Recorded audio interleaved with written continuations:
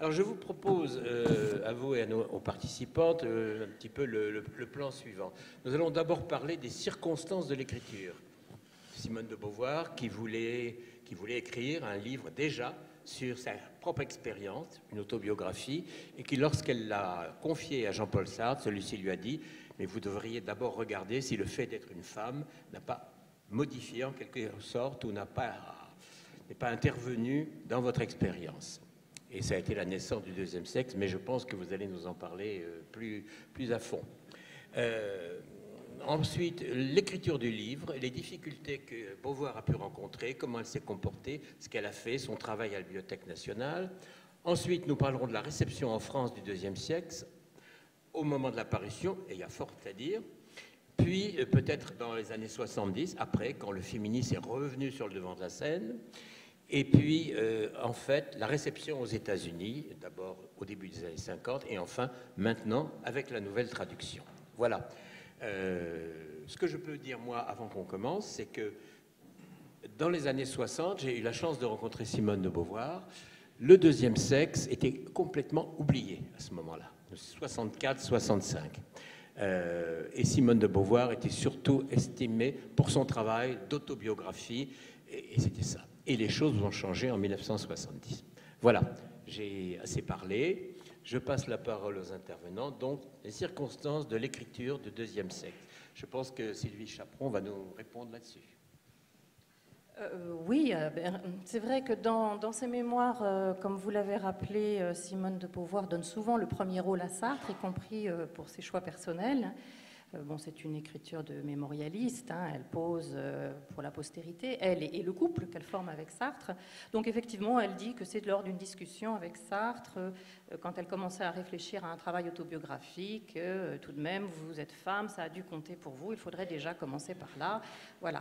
Mais en fait, quand on lit le journal intime de Simone de Beauvoir, elle a tenu un journal intime sa vie durant, ça a été le fondement d'ailleurs pour ses mémoires. Et une partie de ce journal intime est publiée sous le titre de Carnet de jeunesse, publication posthume. On s'aperçoit qu'elle est préoccupée par notamment un problème récurrent dans son écriture, c'est comment concilier le destin de femme, c'est-à-dire celui auquel on l'a préparé tout de même, hein, c'est-à-dire le mariage et les enfants. Comment concilier ce destin de femme avec cette passion qu'elle a pour l'écriture, et elle l'a très très tôt, hein, et elle s'affermit au cours du temps. Donc c'est une réflexion qu'elle a depuis longtemps. Hein. Sartre n'est pas venu là pour lui dire tout de même vous êtes une femme, ça a dû compter pour vous. Elle sait que ça compte beaucoup. Après, sur les circonstances proprement historiques, on est dans un moment qui est important de rappeler quand même, c'est que les femmes ont obtenu le droit de vote, hein, longue bagarre suffragiste pour l'obtenir, et non seulement le droit de vote est obtenu, mais aussi l'égalité dans la Constitution de 1946, ce qui laisse à penser, pour beaucoup de gens, que le féminisme n'a plus lieu d'être, hein, que c'est un combat révolu, voilà. D'ailleurs, Simone de Beauvoir, dans Le deuxième sexe, dit... en gros, nous avons gagné la partie, c'est vraiment en gros, hein, parce qu'il y a beaucoup de droits encore à conquérir. Mais du coup, l'attention se déplace des droits à conquérir à une égalité de fait. Hein, comment être un sujet de sa propre vie et non pas simplement avoir des droits égaux.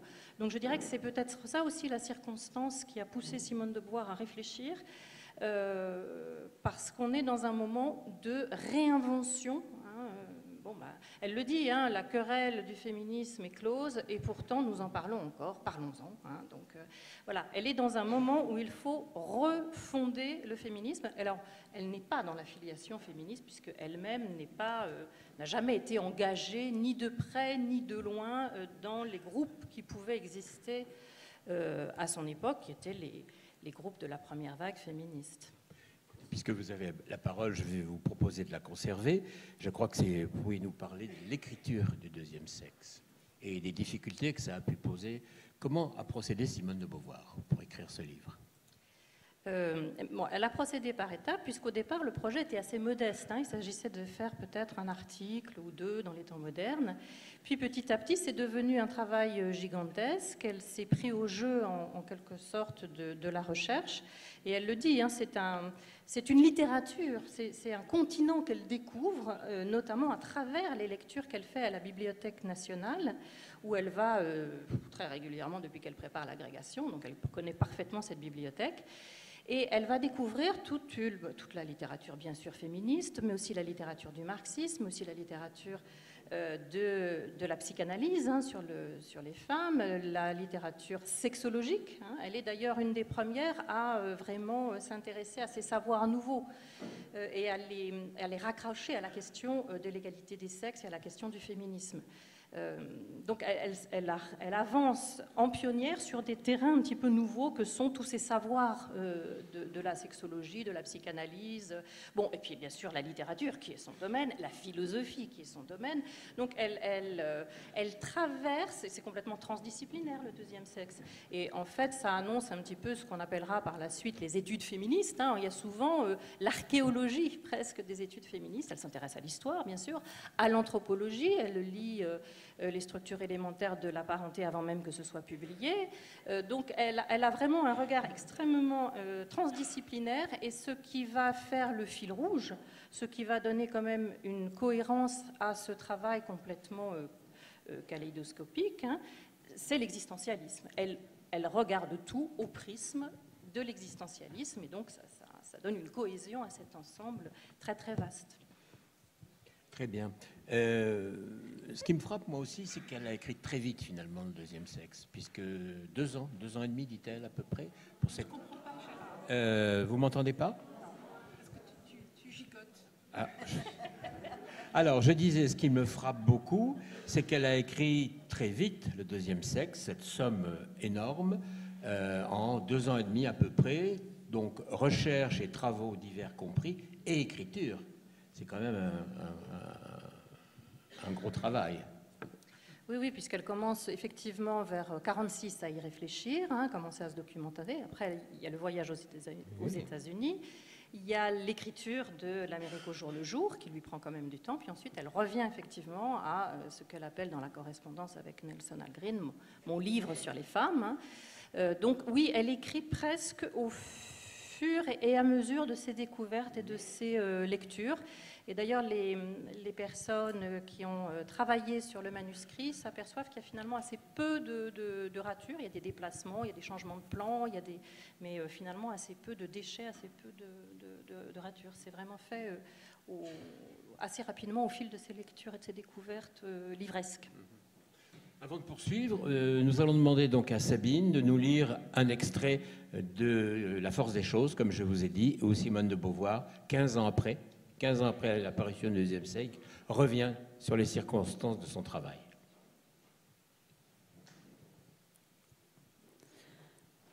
Le premier tome du deuxième sexe fut publié en juin 1949. En mai avait paru dans les Temps modernes le chapitre sur l'initiation sexuelle de la femme, que suivirent en juin et juillet ceux qui traitaient de la lesbienne et de la maternité. En novembre, le second volume sortit chez Gallimard. J'ai dit comment ce livre fut conçu, presque fortuitement. Voulant parler de moi, je m'avisais qu'il me fallait décrire la condition féminine. Je considérais d'abord les mythes que les hommes en ont forgés à travers les cosmologies, les religions, les superstitions, les idéologies, les littératures. Je tentais de mettre de l'ordre dans le tableau, à première vue incohérent, qui s'offrit à moi. En tout cas, l'homme se posait comme le sujet et considérait la femme comme un objet, comme l'autre. Je m'étais mise à regarder les femmes d'un œil neuf et j'allais de surprise en surprise.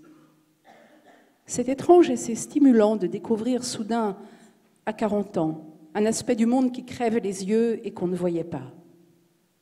Un des malentendus qu'a suscité mon livre, c'est qu'on a cru que j'y niais, entre hommes et femmes, toute différence. Au contraire, j'ai mesuré en l'écrivant ce qui les sépare. Ce que j'ai soutenu, c'est que ces dissemblances sont d'ordre culturel et non pas naturel. J'entrepris de raconter systématiquement, de l'enfance à la vieillesse, comment elle se crée. J'examinais les possibilités que ce monde offre aux femmes, celles qu'il leur refuse, leurs limites, leurs malchances et leurs chances, leurs évasions, leurs accomplissements. Je composai ainsi le second volume, L'expérience vécue. Je ne passais que 2 ans sur cet ouvrage. J'avais des connaissances en sociologie et en psychologie. Je devais à ma formation universitaire des méthodes de travail efficaces. Je savais classer et dépouiller rapidement les livres, éliminer ceux qui n'étaient que des démarquages ou des fantaisies. Je fis un inventaire à peu près exhaustif de tout ce qui avait paru en français et en anglais sur la question. Elle a suscité une énorme littérature, mais comme en beaucoup d'autres cas, un petit nombre seulement de ces études comptent. Je profitais aussi, surtout pour le second volume, de cet intérêt que pendant des années nous avions, Sartre et moi, porté aux gens. Ma mémoire me fournit d'abondants matériaux. Le premier volume fut bien reçu.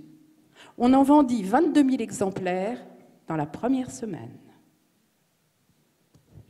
Donc maintenant, nous allons aborder, le premier volume vient de paraître, juin 1949. Comment ce livre a-t-il été reçu par la presse, par les lecteurs et par les intellectuels? Et c'est donc Catherine Hodgers qui va nous en dire un mot. Même 2 mots. D'accord, merci. Je pense que, enfin, je ne sais pas si vous allez lire l'extrait, mais Simone de Beauvoir en parle elle-même.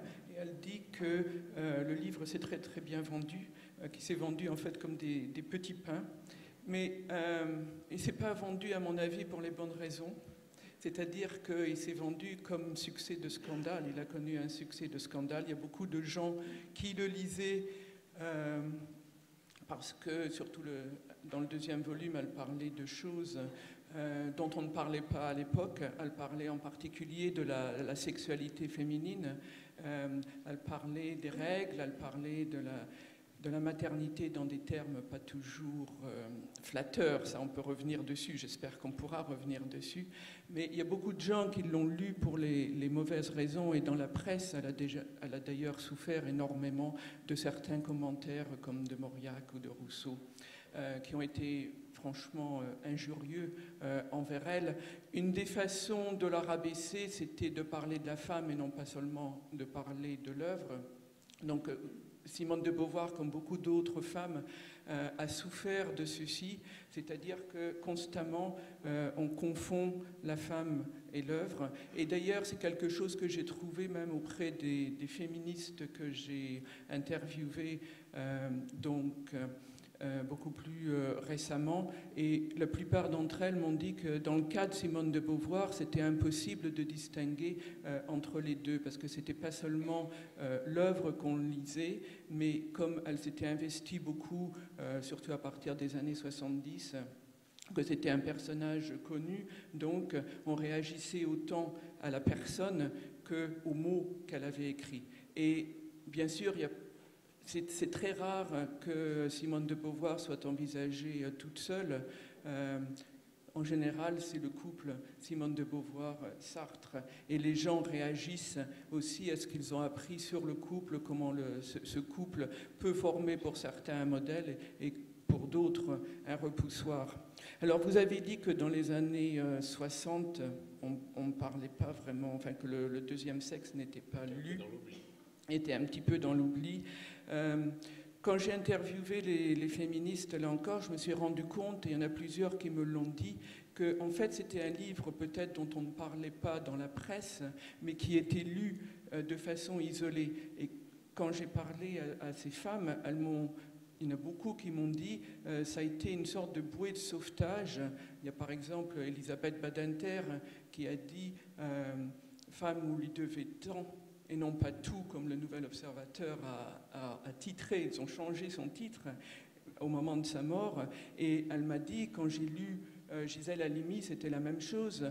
Elles m'ont dit, quand j'ai découvert le deuxième sexe, finalement, j'ai compris que les femmes pouvaient ouvrir la porte, pouvaient se libérer, et elles ont compris aussi beaucoup des mécanismes dont elles souffraient et dont elles n'avaient pas pu trouver une analyse ailleurs.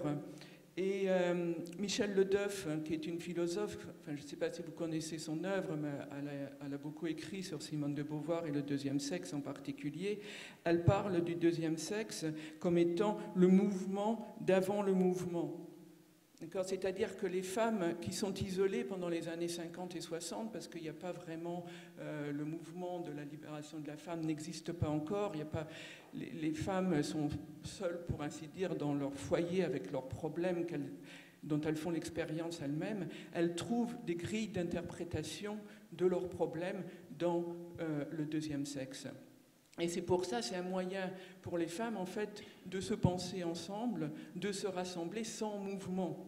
C'est-à-dire, à travers le deuxième sexe, elles comprennent mieux ce qui leur arrive, elles comprennent mieux leur situation. Alors, au niveau critique, c'est vrai qu'il n'a pas été pris très, très sérieusement. Il n'y a pas eu beaucoup d'études au départ.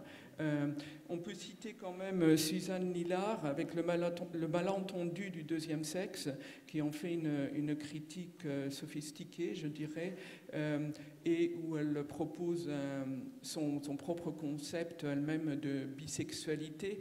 Et d'ailleurs, c'est un concept que, si on lit Elisabeth Badinter, on pourrait dire qu'on pourrait faire certains rapprochements entre le malentendu du deuxième sexe, le concept de bisexualité qu'on y trouve et ce que dit Elisabeth Badinter à un moment donné.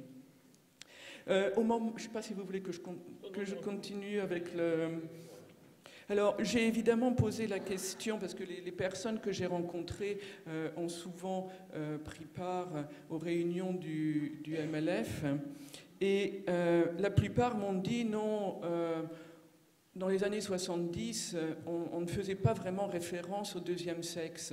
Et pourquoi? Parce qu'en fait, on l'avait lu, on l'avait intégré, et il y a beaucoup des idées du deuxième sexe qui étaient passées dans l'acquis des femmes qui avaient des rôles importants dans le mouvement de la libération de la femme. Donc on n'y faisait pas référence, et il y avait d'autres raisons pour lesquelles on n'y faisait pas référence. C'est parce que le MLF n'était pas vraiment un mouvement très théorique, c'est-à-dire que ce n'était pas un mouvement basé sur les livres, c'était beaucoup plus un mouvement basé quand même, c'est ce qu'elles m'ont dit, beaucoup plus sur l'expérience des femmes, des jeunes femmes qui se rassemblaient et qui voulaient parler directement de leur expérience.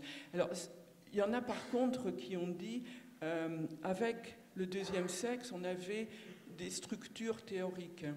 Et ce que j'ai trouvé, c'est que selon peut-être les personnalités, selon aussi les différents féminismes qui étaient développés, certaines des féministes que j'ai interviewées étaient prêtes à reconnaître une importance au deuxième sexe. Il y en a par exemple de façon assez surprenante, comme Sarah Kaufmann, qui s'est tenue un petit peu à l'écart des mouvements féministes. Elle m'a dit: le deuxième sexe a été très important pour moi. Pourquoi? Parce que dedans, on y trouve le concept de devenir femme. Et ce devenir femme, que j'ai appris vraiment avec Simone de Beauvoir, ça m'a permis de le développer chez Freud et chez Nietzsche.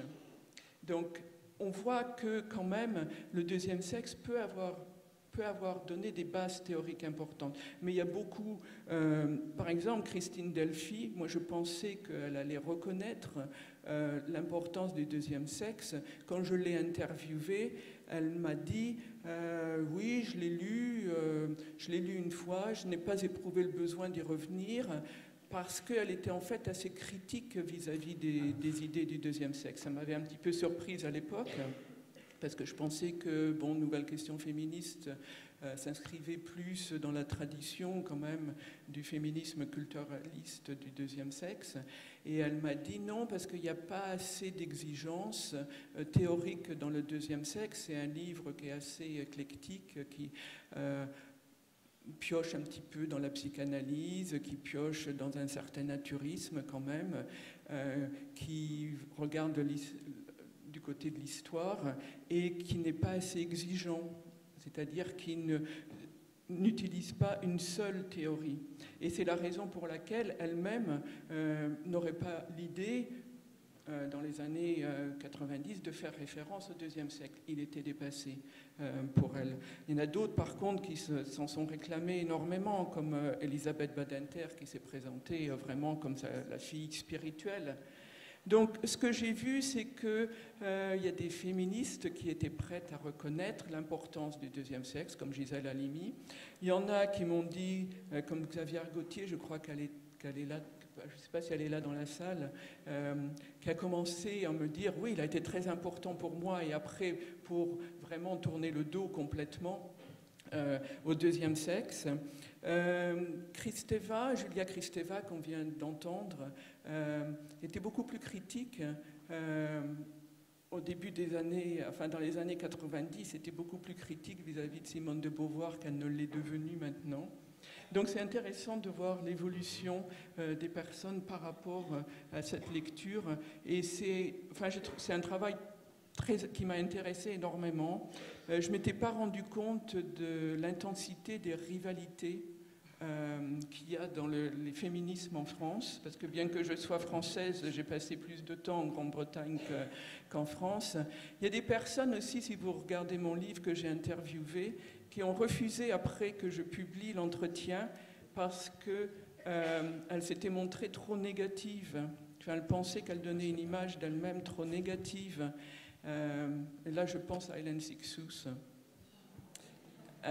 qui a des paroles très très dures vis-à-vis de Simone de Beauvoir, en disant que ce n'est personne, que ce n'est rien, qu'elle n'a absolument rien inventé. C'est intéressant. C'est intéressant à voir, effectivement. Avant d'aller plus avant, je vais demander son avis à Sylvie Chaperon sur la réception du deuxième sexe aussi, mais je voudrais que Sabine nous lise le deuxième extrait de La force des choses concernant le deuxième sexe. Le premier volume fut bien reçu. On en vendit 22 000 exemplaires dans la première semaine. On acheta aussi beaucoup le second, mais il scandalisa. Je fus stupéfaite du bruit que suscitèrent les chapitres imprimés dans les temps modernes. J'avais radicalement méconnu cette chiennerie française dont parla Julien Gracq dans un article où, bien qu'il me comparât à Poincaré discourant dans les cimetières, il me félicitait de mon courage. Ce mot m'étonna la première fois que je l'entendis. « Que vous avez été courageuse !» me dit Claudine Chenaise avec une admiration apitoyée. « Courageuse ? Vous allez perdre beaucoup d'amis. » Si je les perds, pensais-je, ce ne sont pas des amis. De toute façon, j'aurais écrit ce livre comme j'avais envie de l'écrire, mais pas un instant l'héroïsme ne m'avait effleuré.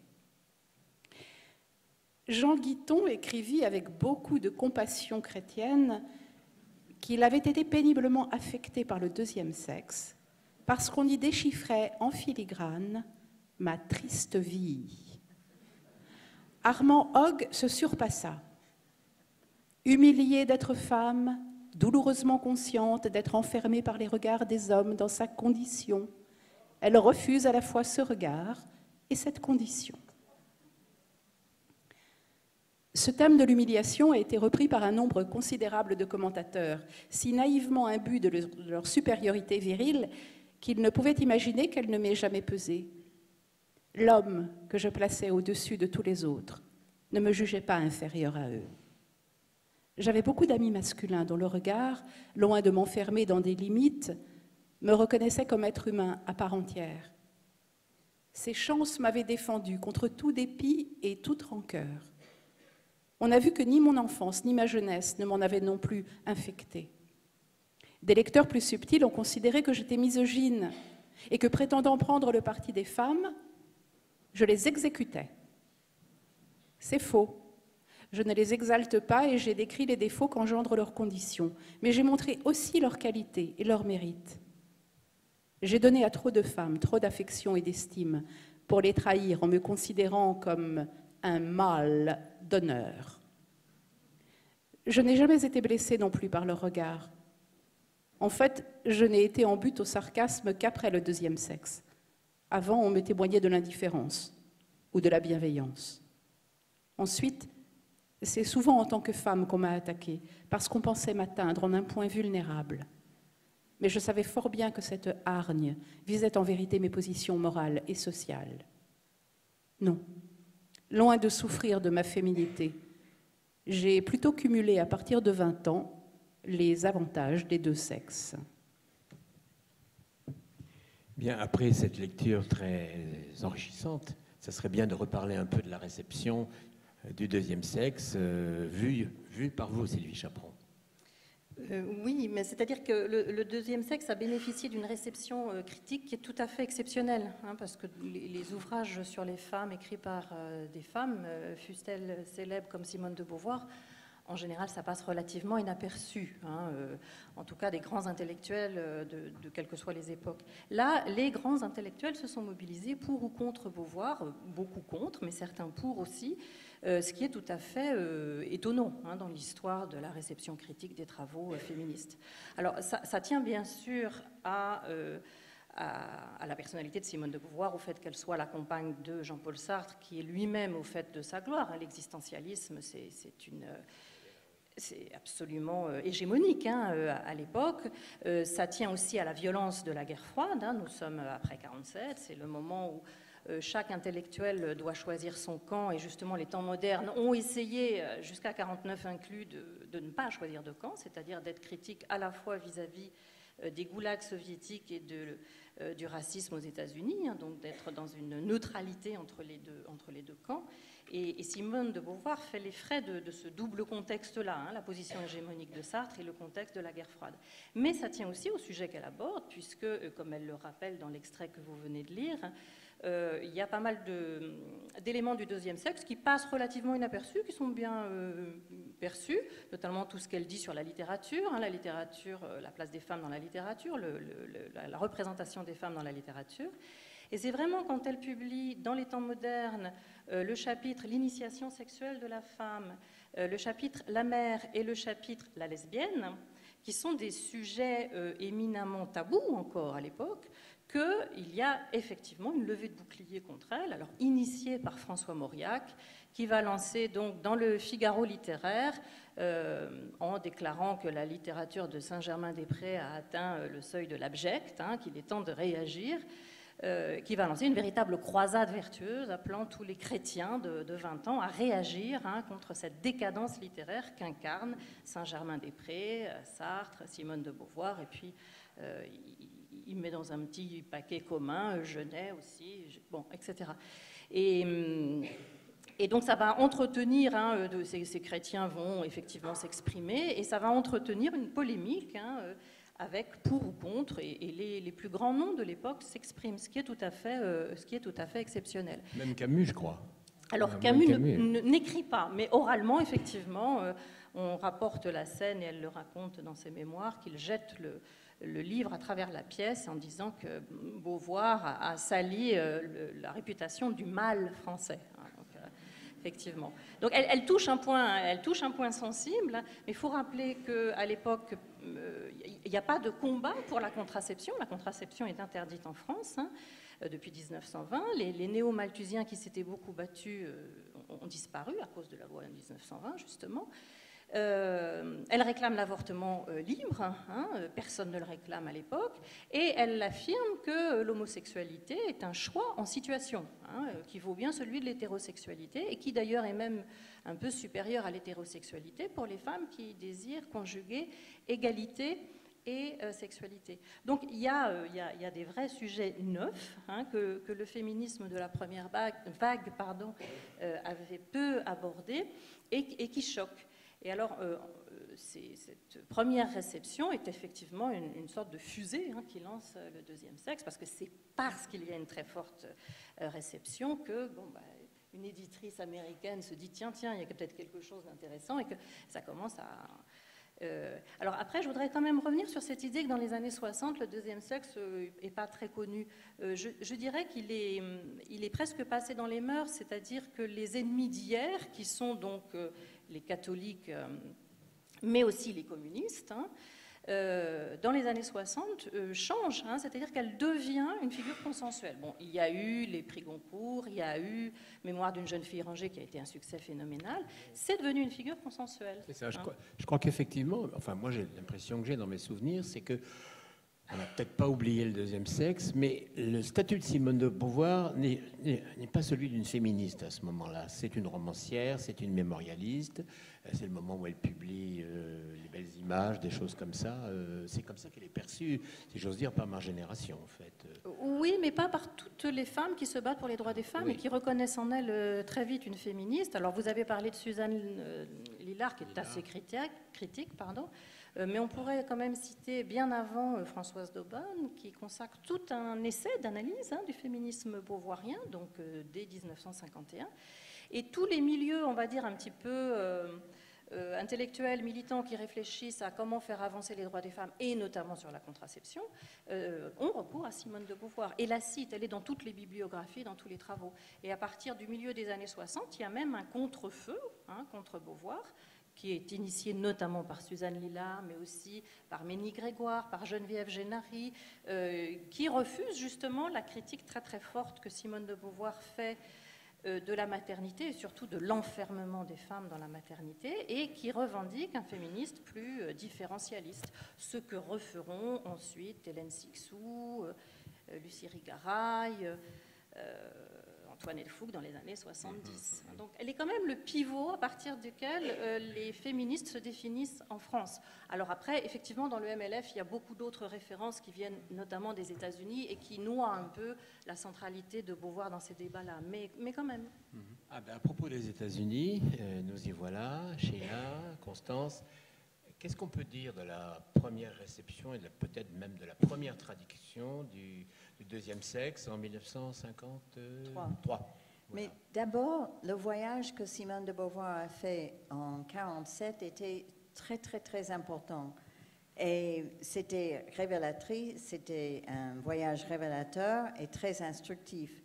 Elle a écrit L'Amérique au jour le jour en 1949, mais elle préparait, comme Sylvie a dit, le deuxième sexe en même temps. Mais quand elle a fait son grand périple aux États-Unis, je pense qu'elle est restée peut-être presque un an. Elle a vu, par exemple, la relation maître-esclave devant ses yeux. Elle a vu l'injustice raciale. Elle a rencontré Richard Wright, qui est resté un ami pendant toute sa vie. Elle a fait la visite au college, American Women's Colleges, c'est-à-dire des universités de femmes. Elle est allée à Wellesley, à Vassar, à Smith, et elle a donné des conférences.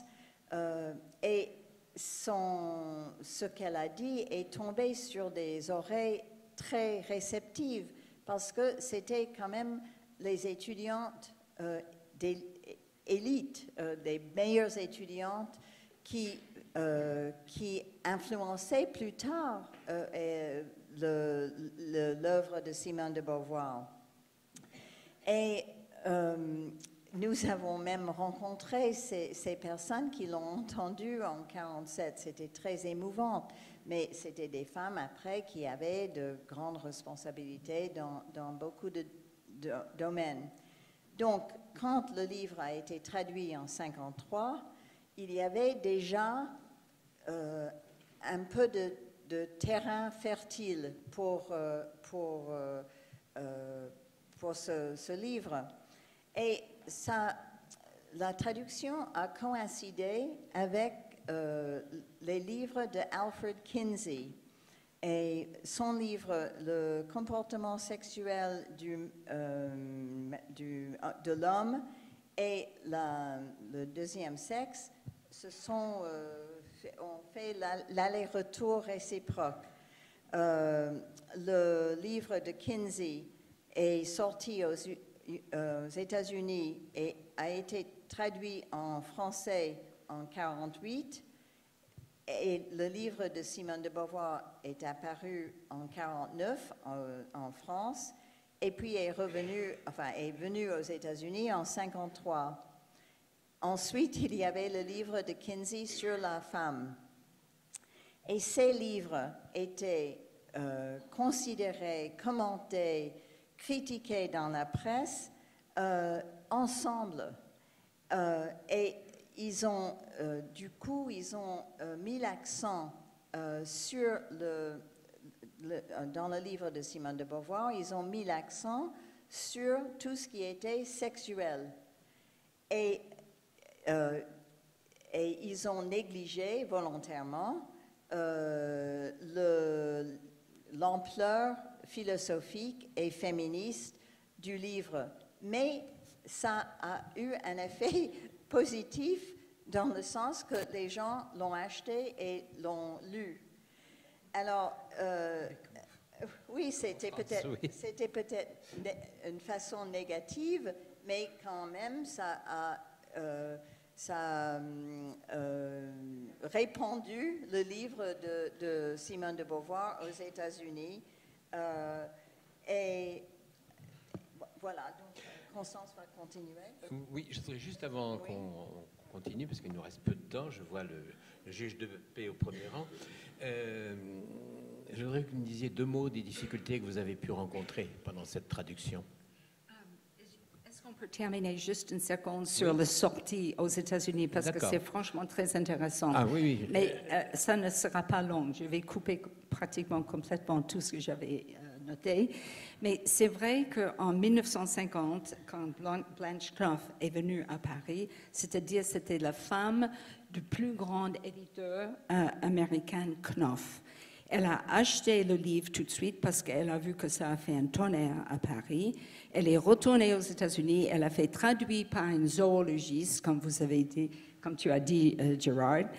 Et quand le livre commençait à rentrer sur le bureau de l'éditeur, ils se sont rendus compte que c'était drôlement philosophique, qu'on parlait d'une façon existentialiste, que personne connaissait les termes. Et ils ont dit, vraiment, si on veut vendre ce livre, il faut couper beaucoup. Alors, le pauvre traducteur, il est très, très critiqué depuis des décennies, mais nous, on tient derrière lui parce qu'il ne voulait pas qu'il coupe. On a vu la correspondance entre les Knopf et le pauvre Parsley. On appelle toujours le pauvre Parsley, le pauvre Parsley. Et c'était vraiment dommage qu'on a fait à cet homme. D'ailleurs, il est mort l'année suivante, la sortie du deuxième sexe. Mais, quand même, qu'est-ce qui est sorti? En fait, c'était un livre sur la sexualité. Ça intéressait les gens. La première couverture du livre avait une femme nue, pour vous dire. Alors, on a laissé tomber tout le côté qui, aujourd'hui, est beaucoup plus intéressant pour les Américains. Mais qu'est-ce qui s'est passé? On n'a pas vraiment compris ce que c'était ce livre. Est-ce que c'était philosophique? Est-ce que c'était existentiel? Est-ce que c'était anthropologique? Parce qu'il y avait un peu de ça aussi. Est-ce que c'était sur l'éducation sexuelle? Est-ce que c'est sur la sexualité? Qu'est-ce que c'est? En fait, c'était ambigu, mais il y a quand même un message qui est passé. Et il y a un message sur la femme qui est passé et pendant 10 ans aux États-Unis a commencé à développer. C'était la question de l'indépendance de la femme et une familiarité avec la problématique du deuxième sexe. C'est rentré dans la conscience des femmes américaines, comme il a fait en France. Et le résultat était une conscience de soi féminine, du mystique et du malaise essentiel des femmes. Les femmes en Amérique commençaient à comprendre qu'il y avait un problème quelque part dans leur vie. Et en 1963, c'est-à-dire exactement 10 ans après, une femme extraordinaire qui s'appelle Betty Friedan a écrit un livre qui s'appelle, imaginez-vous, Le Feminine Mystique. Et qu'est-ce que c'était le Feminine Mystique? Le livre qui a changé toutes nos vies, nous les Américains, c'était L'éternel féminin. C'était exactement la traduction de l'éternel féminin. Et d'ailleurs, on trouve que c'était une traduction brillante. Et aujourd'hui, le féminin mystique reste logé dans les esprits de toutes les femmes de nos âges et les femmes qui ont suivi, parce que c'est ça qui a commencé la deuxième vague. On parle encore des vagues, mais la deuxième vague de féminisme aux États-Unis, et qui a réveillé beaucoup de professeurs dans les universités, comme a dit Sheila, les femmes qui ont entendu Simone de Beauvoir dans les années 40, qui ont grandi avec le féminin mystique, commencé à vraiment lire, analyser sérieusement le second sexe, mais elles ont compris que tout le texte de Second Sex n'était pas là. Et de là, depuis les années 80, il y a une lutte aux États-Unis pour refaire traduire le Second Sex comme il était écrit. Donc, et c'est ce que vous avez fait en 2009. Et donc, la réception de votre travail. Alors,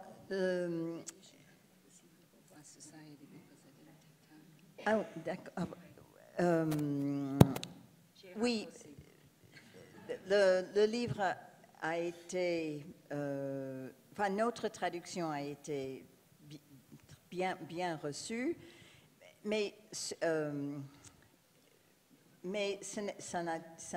n'était pas un best-seller. Ce n'est pas un best-seller parce que c'est une sorte de livre qui a une vie souterraine.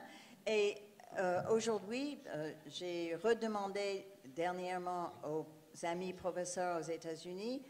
C'est un livre qui n'est pas lu en entier dans les cours philosophiques, dans les cours.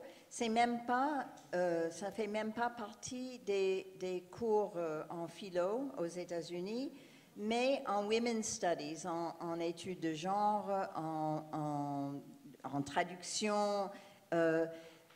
Mais Simone de Beauvoir, son nom est toujours présent, elle est toujours là, mais on ne peut pas dire que le deuxième sexe et surtout les autres livres sont sur le devant de la scène.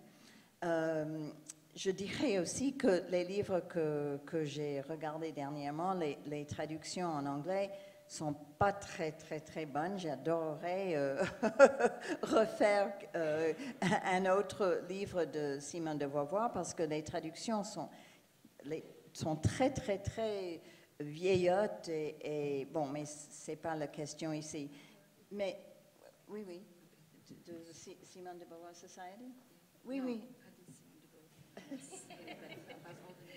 Oui, mais oui, mais donc, vas-y. Non, mais je voulais dire justement que quand il voulait que je parle de la Simone de Beauvoir Society, en 81, les Américaines, surtout les Américaines, ont fondé un groupe, une société, Simone de Beauvoir, qui est toujours très agissante, qui a des conférences tous les ans. Ça a eu un tout petit peu de point mort ces derniers temps parce que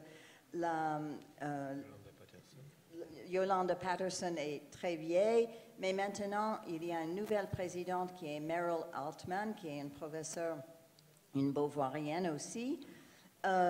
Et c'est une société qui fait beaucoup de choses, qui a un journal qui paraît, je crois, une fois par an, et c'est très intéressant.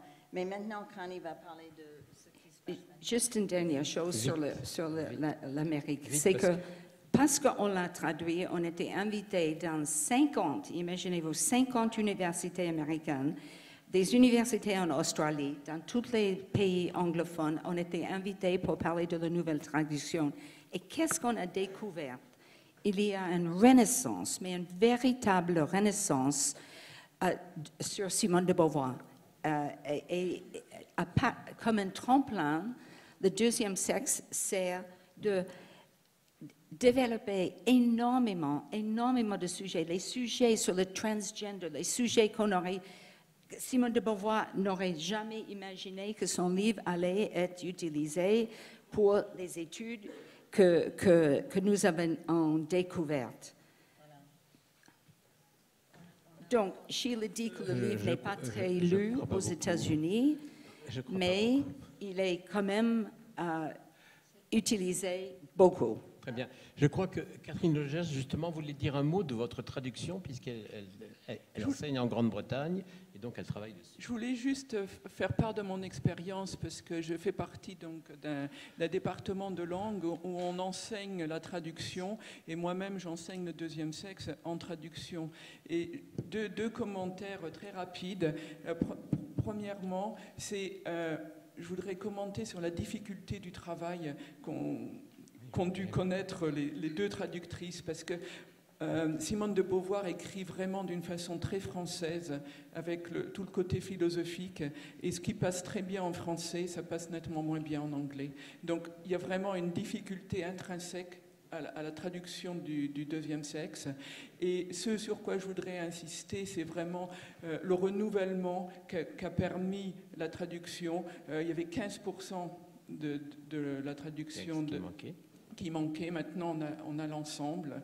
Bon, c'est vrai qu'il y a eu quelques critiques, si vous regardez sur le net, mais par rapport, enfin pour moi, personnellement, quand même, d'avoir l'ensemble du texte, c'est vraiment quelque chose d'extraordinaire. Et il faut penser que dans les autres pays que la France, aux États-Unis, mais en Grande-Bretagne, il y a beaucoup de féministes qui veulent connaître Simone de Beauvoir et qui ne parlent pas français. Et donc, cet outil est vraiment essentiel. Donc, merci pour tout le travail que vous avez fourni.